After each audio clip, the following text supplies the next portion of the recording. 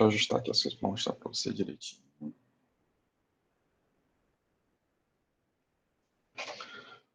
Hoje a gente vai falar sobre princípios de estados correspondentes e um pouquinho mais de forças intermoleculares, tá? Na aula passada a gente só deu uma amostra grátis do que seria mais ou menos a disciplina, né?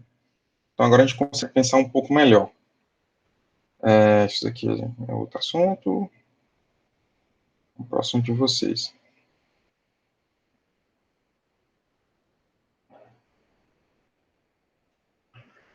Ok, então, hoje a gente está na aula 2. O assunto vai ser princípios dos estados correspondentes e forças intermoleculares.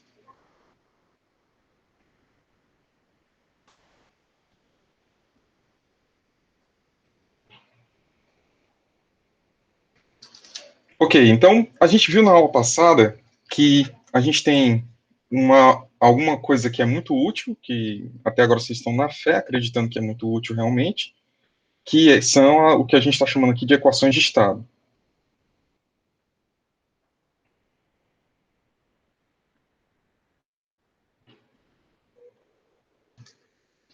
Esse negócio que é muito útil, que a gente vai ver ainda melhor por que ele é tão útil assim, ele está baseado, então, numa primeira equação de estado que a gente mostrou para vocês, que é pressão, que é igual a RT sobre V. Essa daqui é a equação do estado do gás ideal.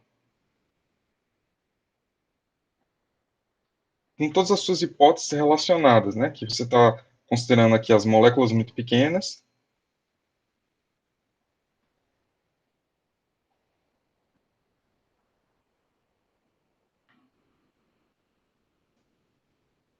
A distância entre elas é muito grande.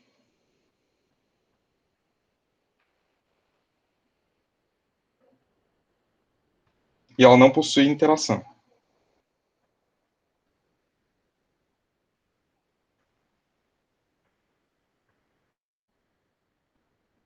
Interação intermolecular. Ok? Então, a gente está pensando numa equação de estado que é um negócio mais ou menos assim. Por que essas informações aqui são importantes? As moléculas são muito pequenas e ela não possui interação. Para a gente entender melhor por que isso é uma informação útil para vocês, a gente tem que pensar nas equações de estado, não só com base nessa equação, mas um pouco com relação à questão molecular. E aí, na questão molecular, a gente tem aí, no livro de vocês, tem uma extensão de como é que a gente consegue chegar na conclusão que eu vou escrever aqui. Só que o que é importante mesmo é vocês entender que o potencial de Lennard-Jones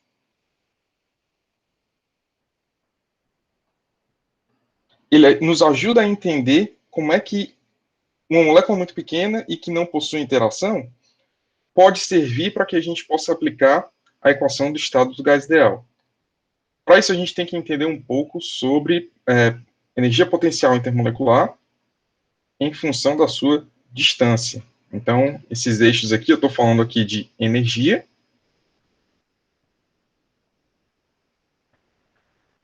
intermolecular, e aqui nesse eixo eu estou falando da distância intermolecular.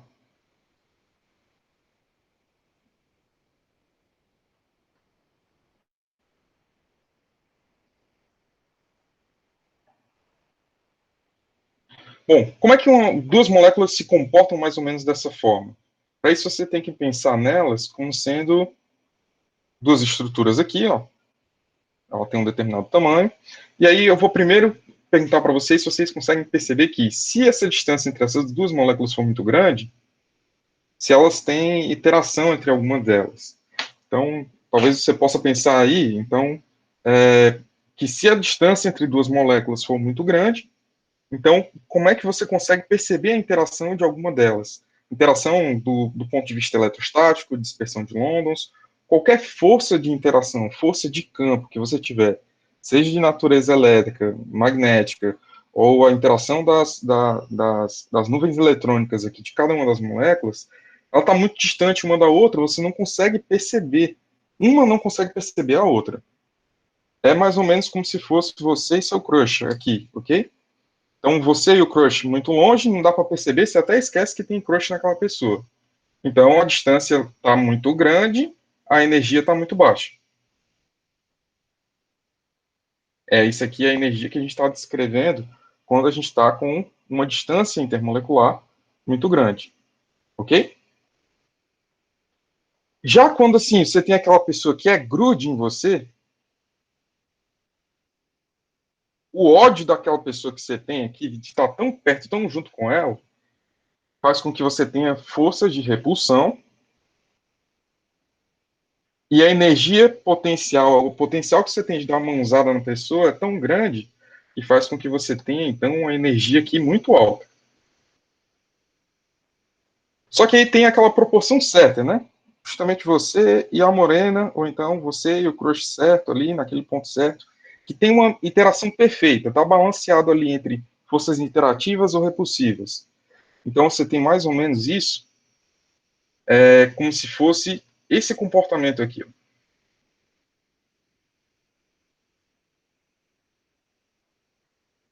Então, esse comportamento aqui de Leonard Jones é mais ou menos essa historinha aqui que eu estou contando para você com relação a você e seu crush, tá? Normalmente você está aqui tendendo a infinito de distância dele. E aí a energia potencial que você consegue perceber de uma molécula com a outra tende a zero. É mais ou menos isso aqui que eu consegui fazer no gráfico. Se você aproximar muito duas moléculas da outra, tanto que os núcleos delas conseguem perceber uma a outra, é esse caso de quando você quer dar uma mãozada na pessoa, de tão perto que você convive. Se você colocar isso numa força em que balanceia bem as forças atrativas das forças repulsivas, isso quer dizer que você conseguiu atingir um estado de mínima energia. Então, observa que esse ponto aqui, você tem um estado de mínima energia potencial. E na natureza, as coisas tentam entrar e escolher esse equilíbrio. É como se você soltasse aqui uma bola aqui nessa gangorra que ela vai escorregar e pode até passar lá para o outro lado. Mas se você soltar ela daqui pertinho, a tendência é que ela desça em direção ao ponto de mínima energia potencial.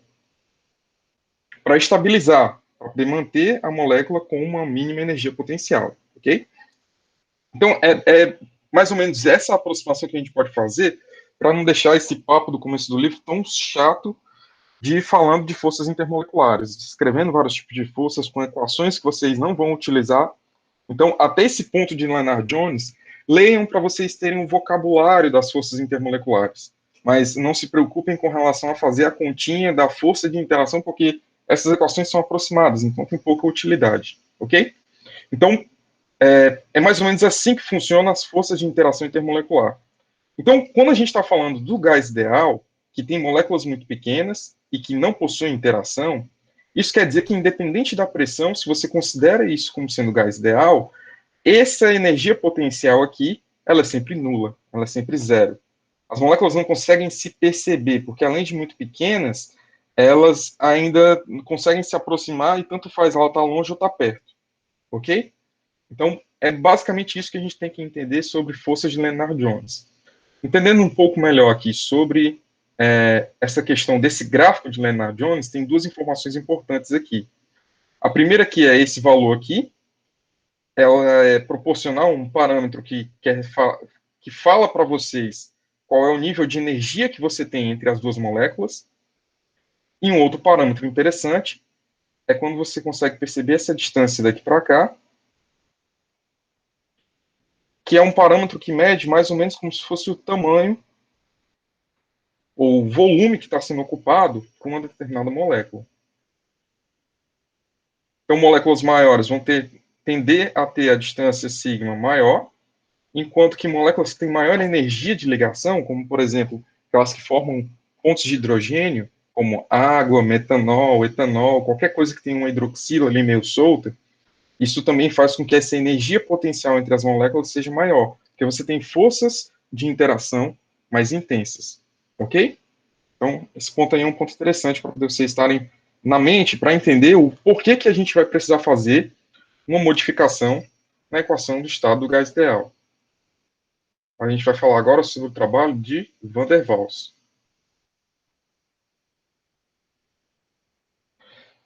Completou mais ou menos 150 anos desde quando Van der Waals pensou no que eu vou mostrar para vocês aqui.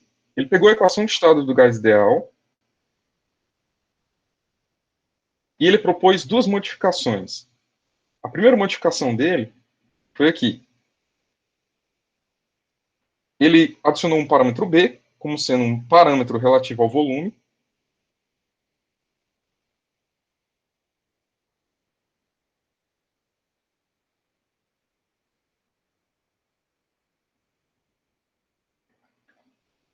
E ele adicionou aqui também um parâmetro relativo à energia.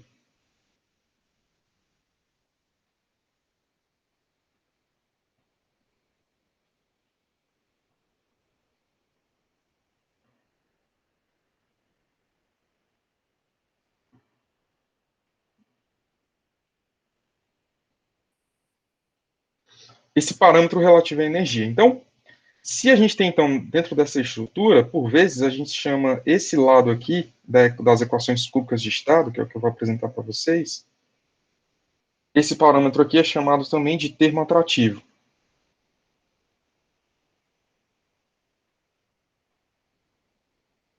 Então, por que isso aqui é um termo atrativo? Termo de forças de atração.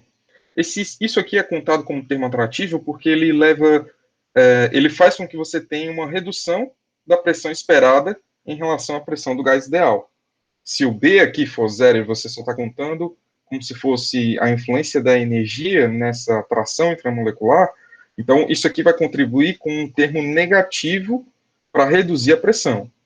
E isso é meio que óbvio, né? Porque se você passa a ter a atração entre duas moléculas, isso faz com que a energia que ela vai dispensar para bater na parede, porque a pressão é justamente você perceber a molécula atingindo uma determinada parede em um determinado recipiente, quando você tem um gás, por exemplo. Então, esses choques aqui na parede é justamente a pressão, o gás tentando sair dessa redoma que você colocou ele. Se você tem uma força de atração atuando aqui entre as moléculas, ela vai tender a ter uma menor tendência a bater nessas paredes, tá? Isso aqui é uma justificativa, vamos dizer assim, para vocês entenderem o porquê que o termo atrativo ele contribuiria de forma negativa em relação à pressão, ok? O termo relativo ao volume, ele entra aqui como sendo mais um volume que está sendo ocupado em relação ao volume total da molécula. Então, é como se fosse o volume que você tem ali de espaço livre médio da molécula. Esse volume aqui é um parâmetro que não é exatamente o volume calculado de cada uma das moléculas, mas é um parâmetro que é proporcional a esse tamanho. Quanto maior a molécula, mais diferente ou diferente vai ser o valor de B, ok? Então, isso daqui é o que a gente chama de equação de Van der Waals. Ela foi interessante porque ela melhorou muito o desempenho das equações de previsão de comportamento de gases. Por quê? Porque ela saiu de um comportamento que é apenas para o gás ideal e passou a tentar entender melhor como é que você consegue prever os valores de um gás real. Para isso, você baixa dois parâmetros, o parâmetro A e o parâmetro B. Ok? Com o Van der Waals, a gente começou o que a gente pode chamar de equações cúbicas de estado.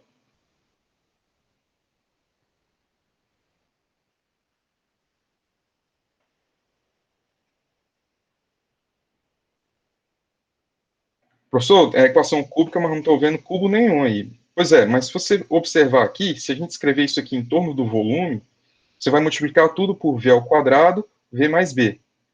Então, quando você multiplica isso aqui tudo, você vai ter um termo que é volume ao cubo. Quando eu falo que ela é equação cúbica, ela é cúbica no volume. E aí aqui a gente tem vários tipos de equações cúbicas. A gente tem aqui Peng-Robson, SRK, RK, a gente tem... Tá, para poder a gente ficar em três equações. A gente tem essas três equações como sendo exemplos de equações cúbicas de estado. A equação de Peng-Robson, especificadamente, ela foi desenvolvida para o gás natural.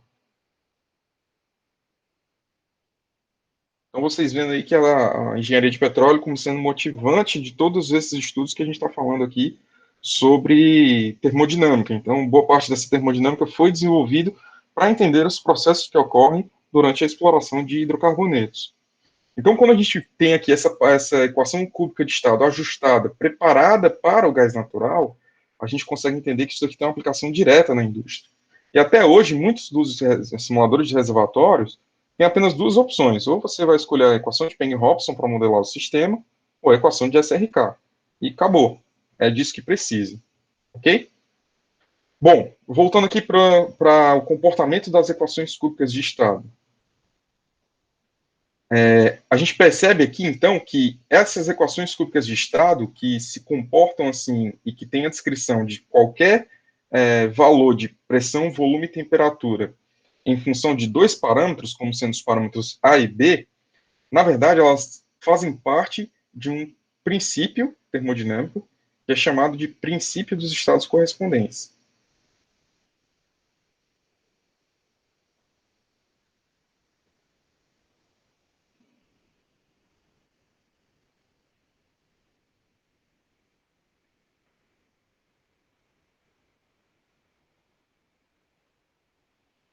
O que é o princípio dos estados correspondentes? Quando você afirma que todas as substâncias elas se desviam do comportamento do gás ideal da mesma maneira quando elas estão fixas numa mesma pressão, temperatura e um outro parâmetro. Então, vou escrever isso aqui, não se preocupe. Então, todas as substâncias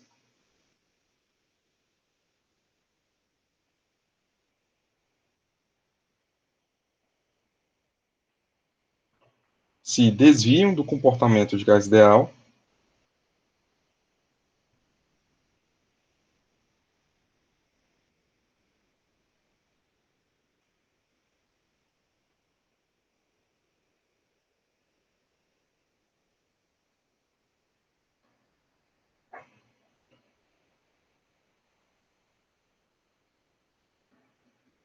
quando submetidas às mesmas condições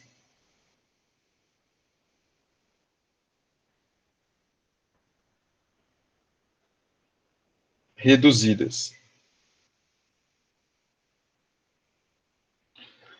Ok, então, deixa eu destacar algumas coisas aqui. Primeiro ponto, se desviam do comportamento do gás ideal. A gente precisa saber como é que a gente mede o desvio de um comportamento do gás ideal. E outro ponto aqui importante é eu explicar para vocês o que são condições reduzidas. Então, se eu estou falando aqui de se desviar do comportamento de gás ideal, eu preciso fazer uma definição. Então, eu estou definindo aqui para vocês agora o que seria fator de compressibilidade.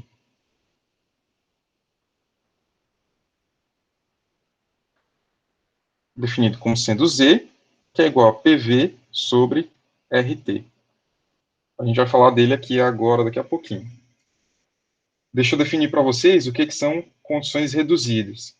É muito importante vocês saberem o que são condições reduzidas, porque sempre que você for utilizar qualquer correlação para predição de comportamento de hidrocarbonetos na indústria, todas as coordenadas vão ser reduzidas por conta desse tipo de princípio, que é você tentar entender as coisas para a generalização de substâncias, para independente de qual substância você está trabalhando. Isso vai ficar mais claro aqui agora, tá? Coordenadas reduzidas ou condições reduzidas é quando você pega uma propriedade em um determinado componente, como sendo uma pressão aqui reduzida, e você divide isso pela pressão crítica. Temperatura reduzida como sendo a temperatura sobre a temperatura crítica. E aí, só para vocês saberem, o que é pressão crítica, temperatura crítica.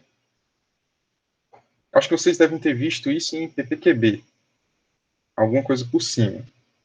Até mesmo de equações de estado, vocês já devem ter alguma coisa, não estou falando algo anormal aqui para vocês.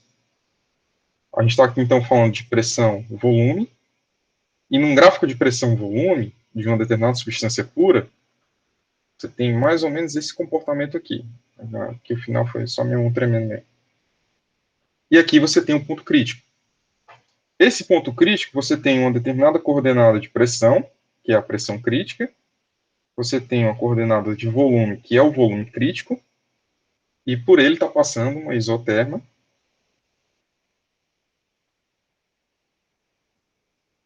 que é a isoterma T igual a temperatura crítica. Ok? Vamos lá, o que esse domo de saturação aqui separa? Só lembrando, ele separa a região, essa região aqui é onde você tem o líquido, aqui é onde você tem o vapor, e aqui dentro você tem o equilíbrio líquido-vapor.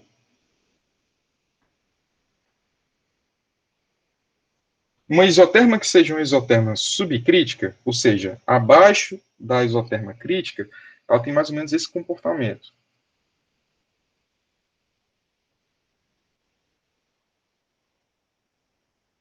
A isoterma em verde aqui é de uma temperatura que é menor do que a temperatura crítica. Já a isoterma aqui, vermelhinha, ela vai ter um comportamento que é um comportamento de uma isoterma que tem uma temperatura maior do que a temperatura crítica. Então, entendido aí para vocês o que são condições reduzidas, ou seja, quando você pega a pressão crítica do determinado componente e você pega a pressão e divide pela pressão crítica do componente. Temperatura divide pela temperatura crítica do componente. Isso é a temperatura reduzida e isso é a pressão reduzida. Professor, ok, entendi o que é condição reduzida, o senhor definiu o que foi fator de compressibilidade. Só que o que diabo é o princípio dos estados correspondentes? Calma, ó. Eu estou falando ali, e eu vou desenhar agora em gráfico, o que você está perguntando agora. Então, eu estou desenhando aqui um gráfico de Z. O que é Z?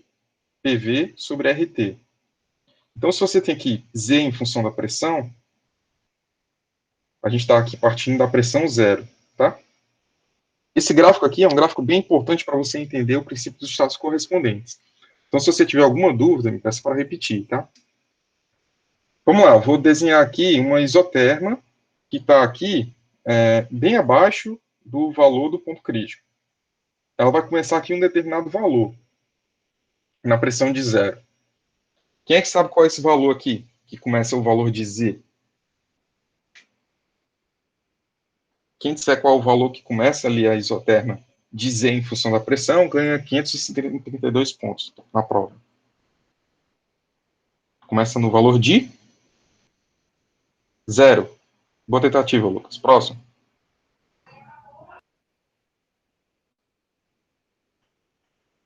Vamos lá, gente. Pressão tendendo a zero. Não, Qual o número 1, valor de não, Z? professor. É isso mesmo. Parte do 1. Obrigado, viu, por cobrar. Pronto, é 532 de 10 mil, tá? Tem 10 mil para passar. Show. Ok, Ingrid, é isso mesmo. Lucas, eu até entendi porque que você falou zero, tá? Mas é 1. Por que é 1? Porque se a pressão tende a zero, eu defini o estado do gás ideal justamente como sendo, quando você tem baixas pressões, ele pode ser aplicado. Então, quando a pressão tende a zero, PV vira igual a RT. E aí, se o PV vira igual a RT, você vai fazer com que o Z tenda a 1. Certo? Então, todas essas isotermas que eu vou trabalhar aqui, elas são isotermas que começam aqui no valor de 1.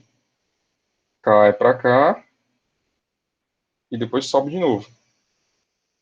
Então, a isoterma que seja crítica, subcrítica, qualquer coisa aqui, vão ser mais ou menos todas assim com esse mesmo tipo de comportamento.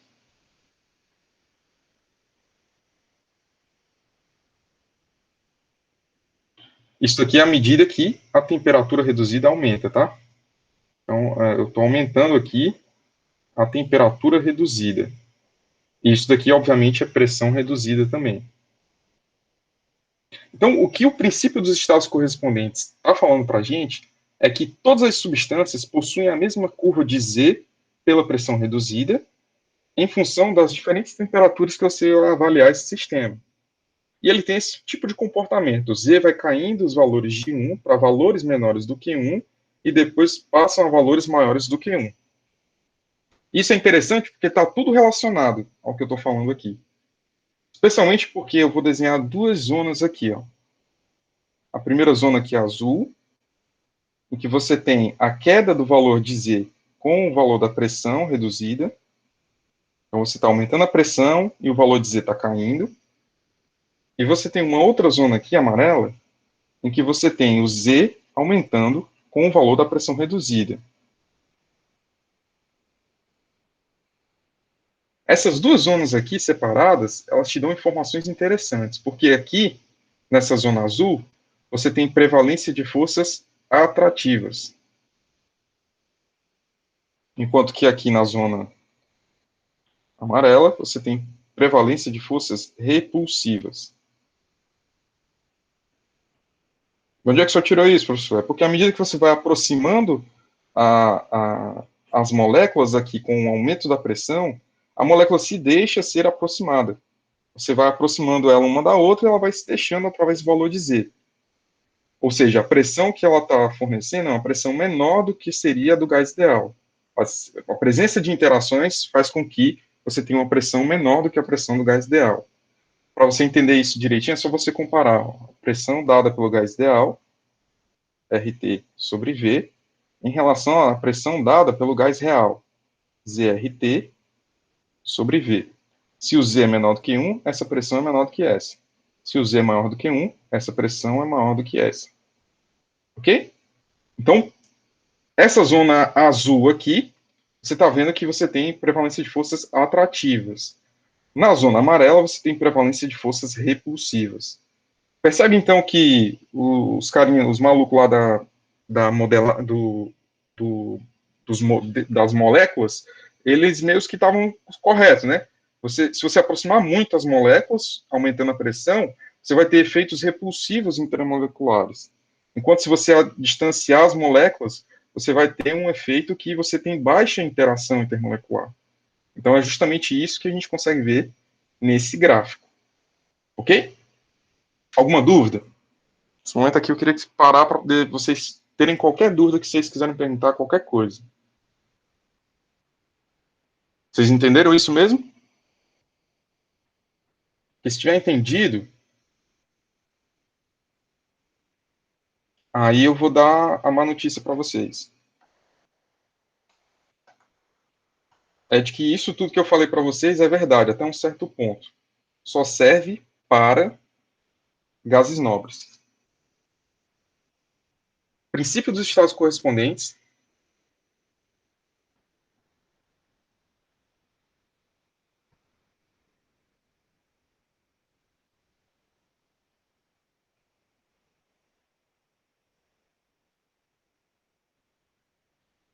Há dois parâmetros, TR e PR. Depois que a gente faz uma investigação aí experimental, que vai medindo realmente o desvio do comportamento em relação ao gás real, ao gás ideal, e vai avaliar, isso aqui só é aplicado para gases nobres. Ou seja, se só é aplicado para gases nobres, a gente está falando de argônio, xeônio, criptônio, ou coisônio, professor. Nunca vi um poço de criptônio. Não tem essa, não tem valor comercial isso, não dá para vender. Tá, calma. É por isso que esse princípio dos estados correspondentes, a gente chama ele a dois parâmetros.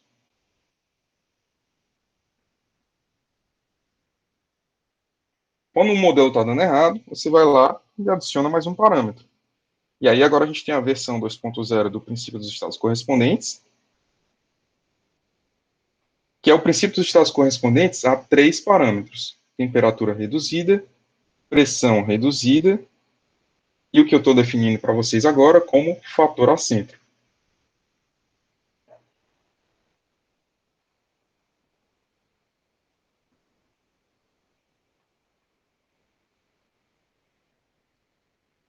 Tudo que eu falei para vocês até agora é que as forças intermoleculares dependem de tamanho e energia entre as moléculas.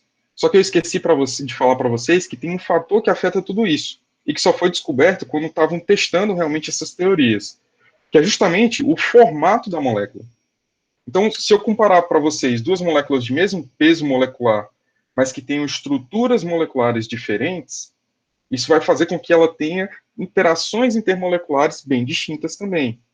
Então, um exemplo disso, de algo que está perto para vocês, é o hexano. CH3, CH2, CH2, CH2 de novo, mais um CH2, CH3. 1, 2, 3, 4, 5, 6. Hexano, seu peso molecular. Dá para a gente ter uma ideia do peso molecular aqui por C6H12. É 12, né? 2, 3, 4, 5. Então, 4, 8, com mais 6, 14. Hexano. E eu também posso mostrar para vocês o C6H6, que é o benzeno. O peso molecular deles aqui vai ser muito próximo, mas muito próximo mesmo. Eu acho que é 86 e 80, coisa assim. Vai diferenciar só pelo número de hidrogênios, que é uma unidadezinha. Só que você não espera que as interações intermoleculares do hexano sejam as mesmas se fossem interações intermoleculares do benzeno. Eles têm estruturas diferentes. Obviamente que, se você lembrar bem aí de química orgânica, você vai lembrar que você tem aquela estrutura barco ou cadeira de quando você tem uma estrutura aromática. Mas isso daí não é interessante. Basta vocês lembrarem que as ligações duplas aqui, que estão ressonantes, elas têm uma estrutura aqui de energia, que vai fazer com que isso tenha uma interação diferente dessa daqui, que é uma nuvem eletrônica que pode ser dispersa quando você tem a presença de um elemento mais polar. Ok? Professor, você está falando grego. Calma, vou voltar para o português. Ó. Então, se a gente tem benzeno e tem hexano aqui, a gente então pode pensar que existe alguma coisa, algum parâmetro físico, que a gente precisa determinar aqui qual é, que faz essa medida de o quão uma molécula é diferente da outra. A forma inteligente que a gente tem de fazer isso é comparar isso aos gases nobres. Então, é comparar como uma molécula se diferencia dos gases nobres. Por quê? Porque os gases nobres são esferazinhas de diferentes tamanhos. Ele é um núcleo os seus elétrons dispersos numa valência perfeita, numa valência completa. Então, por isso são nobres, eles não se misturam com ninguém, eles não têm reatividade, têm baixa reatividade e tudo mais. Então, essas características dos gases nobres fazem com que eles sejam uma boa referência para a gente determinar o nosso fator acêntrico. E é daí que vem a palavra acêntrico, ou seja, o quão não esférico é alguma coisa. E aí esse fator acêntrico é o que nos ajuda a desenvolver o princípio dos estados correspondentes a 3 parâmetros. E aí são 3 parâmetros porque para calcular você precisa da temperatura reduzida, pressão reduzida e agora do fator acêntrico. Só que aí você vai me perguntar, professor, certo, mas aí como é que eu calculo efetivamente esse valor do fator acêntrico? A gente tem uma formulazinha que foi desenvolvida por um cara chamado Pitzer. Então, Pitzer fez a fórmula de você calcular um valor para o fator acêntrico. Ele é o seguinte, menos 1 log da pressão de saturação na TR igual a 0,7.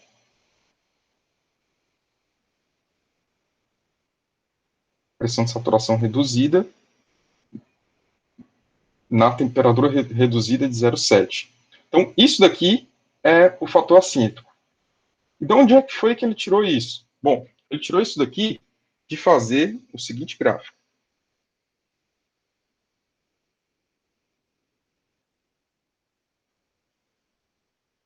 Desculpa, eu botei isso aqui meio errado.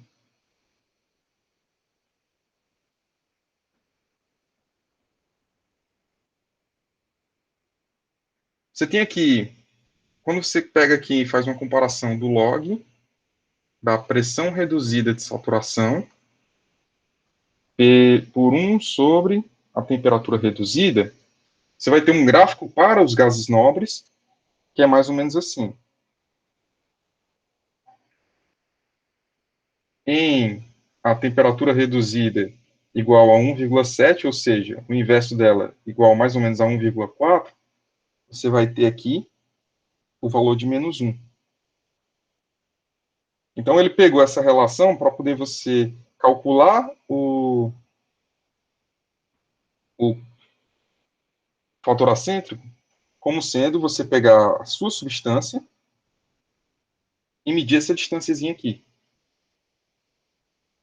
Então, esse tracinho roxinho aqui que eu fiz, isso daqui é o valor de ômega, porque ele é a diferença entre -1 e o valor que você tem aqui medido para a sua substância. Então, aqui é para substância qualquer, e isso daqui é para os gases nobres. Como as coordenadas estão reduzidas, todos os gases nobres eles estão aqui com os pontinhos ao redor dessa reta. Entendido? Repetindo, então. Eu fiz um blá gigantesco aqui para vocês, saindo desde o que eu estava explicando aqui como sendo equações de estado e a relação que tem entre o potencial de Lennard-Jones intramolecular. A gente viu que os fatores que influenciam o que foi previsto ali por Lennard-Jones nas condições intramoleculares, elas são meio que refletidas quando a gente pensa no desvio do comportamento do gás ideal. E aí esse desvio do comportamento do gás ideal visto através do gráfico de Z, fator de compressibilidade, em função da pressão reduzida. E isso a gente vê que todos os componentes que têm formato parecido, eles têm o mesmo comportamento de Z em função da pressão reduzida, numa mesma temperatura reduzida. E aí, para que a gente pudesse contabilizar como é que é esse formato, foi que eu consegui definir para vocês o que é o princípio dos estados correspondentes de 2 parâmetros, e agora o que é o princípio de estados correspondentes a 3 parâmetros.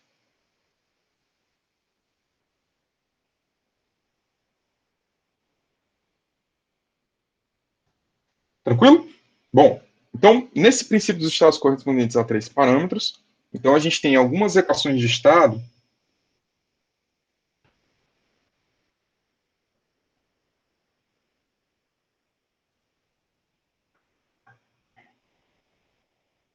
que elas são classificadas como sendo o princípio dos estados correspondentes a 2 parâmetros ou o princípio dos estados correspondentes a 3 parâmetros. Exemplos de equações de estado que são dos princípios dos estados correspondentes a 2 parâmetros. Estou com preguiça de escrever princípio dos estados correspondentes, e aí eu coloquei só PEC aqui, tá? Então, aqui a gente tem a equação de Van der Waals e a gente tem a equação de Redlich-Kwon.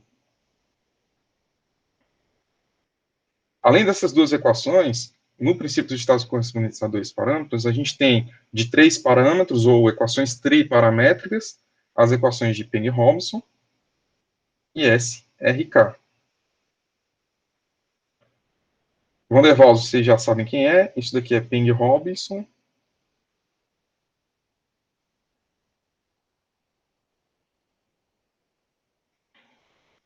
Isso daqui é Soave, Redlich-Kwon.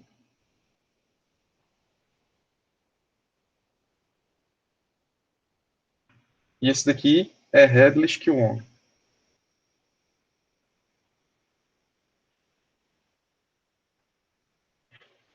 Ok?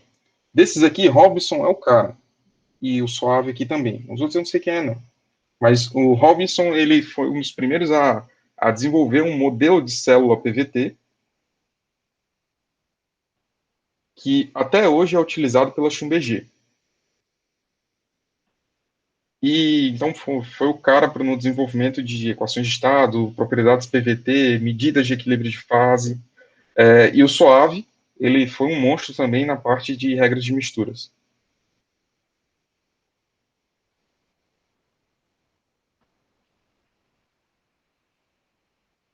Ok? Bom, então acho que já foi informação para fritar a cabeça de vocês. O que a gente precisa fazer agora? A gente precisa parar para poder tentar fazer alguns exercícios em relação a isso daqui, principalmente para que vocês possam localizar mais facilmente aonde obter as informações de pressão crítica, temperatura crítica e fator acêntrico. Entender isso um pouco juntamente com o que a gente vai discutir agora de comportamento de equações de estado para prever o comportamento efetivamente PVT de uma determinada substância. Então, deixa eu adicionar mais uma folhinha aqui.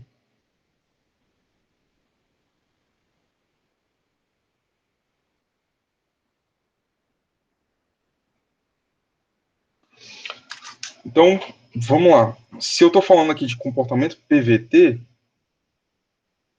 você sabe aqui que o comportamento pressão, volume, eu já desenhei para vocês como é que é o comportamento real. E aqui eu vou descrever para vocês como é que uma equação de estado cúbica, normalmente, ela consegue prever um comportamento PVT. Então, vamos lá no isoterma subcrítica.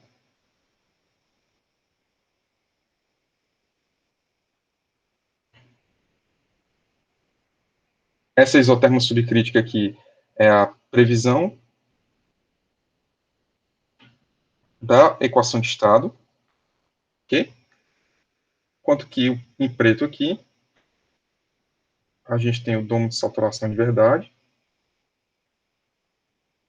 Em roxinho aqui, eu vou tentar desenhar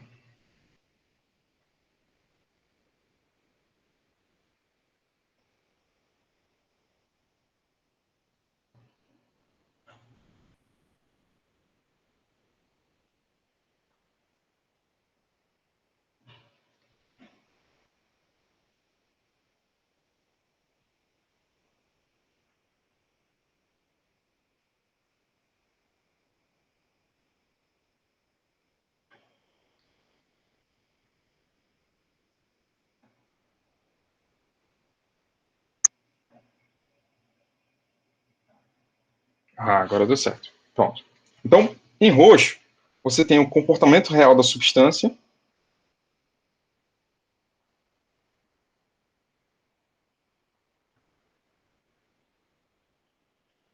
Em azul, você tem a previsão pela equação de estado. Você vê que a equação de estado, como é uma equação cúbica, vocês lembram aí do ensino médio, uma equação cúbica, ela tem 3 raízes. E se a equação tem 3 raízes, ela tem uma raiz aqui, uma segunda raiz aqui e uma terceira raiz aqui. Essas 3 raízes aqui, elas te informam valores de volume que satisfazem a relação da pressão. Ou seja, por exemplo, para a equação de Van der Waals, você tem P, que é igual a RT sobre V menos B, menos o valor de A sobre V ao quadrado. Ok? Então, a solução dessa equação é para essa pressão aqui que a gente está calculando, quais são os valores de volume. E aí você tem 3 volumes distintos. Um é o volume do líquido saturado.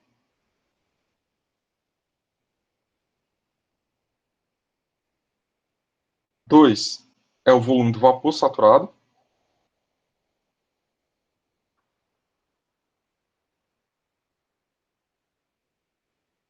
E 3 é uma raiz não física. Normalmente é um número complexo que você obtém aqui, tá? Mas pode ser também uma raiz real intermediária entre o volume do líquido saturado e o vapor saturado. Professor, quando eu obtenho os 3 números, e aí como é que eu vou saber qual raiz é qual? É meio que fácil. A raiz do volume do líquido saturado vai ser a menor. Ela é a menor. A raiz do vapor saturado, ela vai ser a maior. E o resto é o resto. Ok?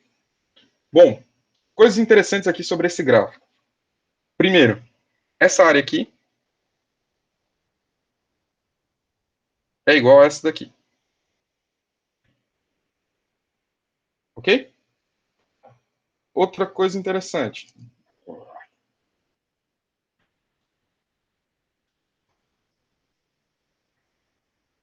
Repetindo, né? Esse aqui é o volume do vapor saturado, que vai ser a maior raiz. O resto é o resto. E aqui você tem a parte da área, que uma área é igual a outra. Ok, o que eu ia falar agora? Eu ia falar sobre o que tem de interessante nesse gráfico. Então, o que tem de interessante aqui nesse gráfico? Primeiro, a questão das áreas, que são iguais. Então, a pressão de saturação aqui, ela corta essas áreas de maneira que são iguais. Ok? Outra coisa interessante é você avaliar duas derivadas que tem aqui. Uma nesse primeiro ponto preto aqui, que é o ponto crítico, e a outra derivada é o que você acompanha na isotérmica. Então, a derivada que você pode acompanhar aqui na isoterma, que é interessante, é a dp dv, uma temperatura constante. Eu estou considerando que vocês fizeram cálculo vetorial, ou pelo menos têm algum conhecimento básico de cálculo vetorial, e quando eu faço essa derivada com esse d aqui grego, é porque eu estou considerando a pressão como sendo uma função vetorial, que é dependente do volume e da temperatura. Então, a derivada dela em relação a uma dessas variáveis é uma derivada parcial, e aqui eu estou te informando que eu estou mantendo fixa a temperatura. Então, ou seja, é a derivada de uma isoterma. É a inclinação que a isoterma está mostrando a cada ponto. Então, você percebe que a derivada para a equação de estado, essa derivada aqui, como é a variação do volume em relação à pressão, você tem um significado físico direto para ela. Vamos pensar no significado físico. Quando você aumenta a pressão sobre qualquer coisa, o que acontece com o volume?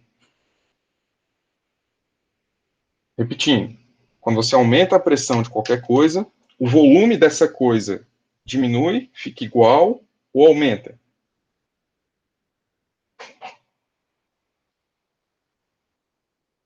Pode responder aí no chat. Não sei, não quero saber.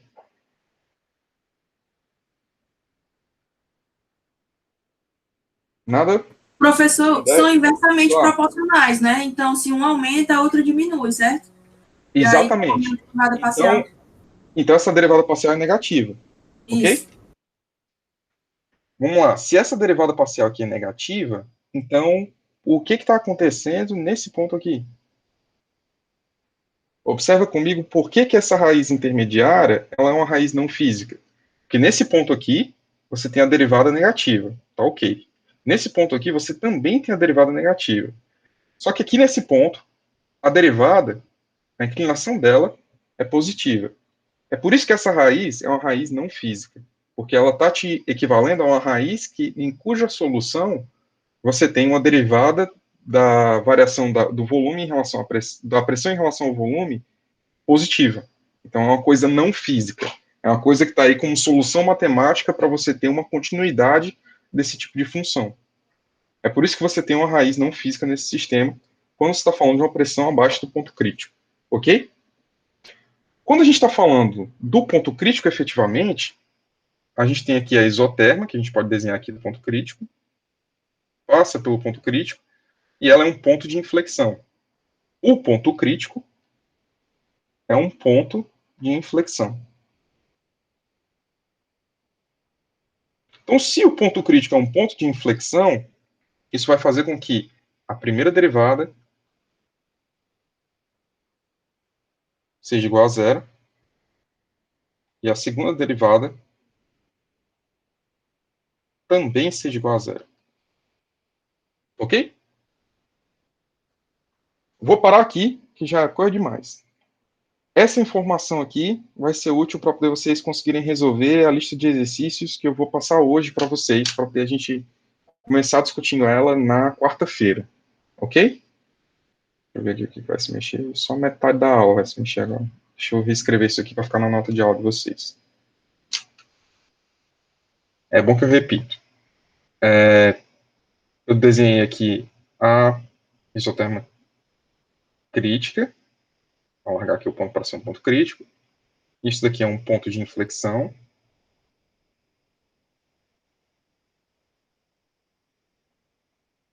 Se isso daqui é um ponto de inflexão, isso te leva ao fato de que dP/dV, AT vai ter que ser igual a zero, e dP2/dV2, AT, também vai ter que ser igual a zero, porque é um ponto de inflexão.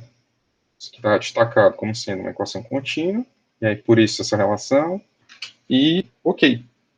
Então, por hoje é só, gente. Vocês têm alguma pergunta? Adoro lista. Oxe, é nóis.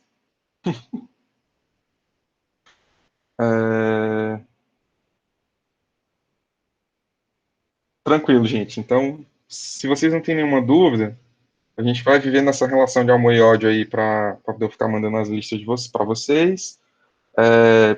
Eu tento fazer as listas justamente para poder a gente ir parcelando a prova, para poder não ter uma prova difícil nem nada, né? A gente ir vendo ponto por ponto direitinho. Qualquer dúvida que vocês tiverem, vocês podem falar comigo Assim que eu conseguir concluir aqui a lista com o que a gente fez hoje da aula, eu mando para vocês, e aí quarta-feira, até quarta-feira, se vocês tiverem alguma dúvida, manda aí, que a gente vai discutindo. Tranquilo? Tranquilo, professor. Por enquanto tá tudo numa boa. Quando começar a resolver os exercícios, aí começam as dúvidas, de verdade. Exatamente, porque eu tô falando, vocês estão acreditando, tá tudo bem, mas vai dar bom, viu? Fique tranquilo. Amém.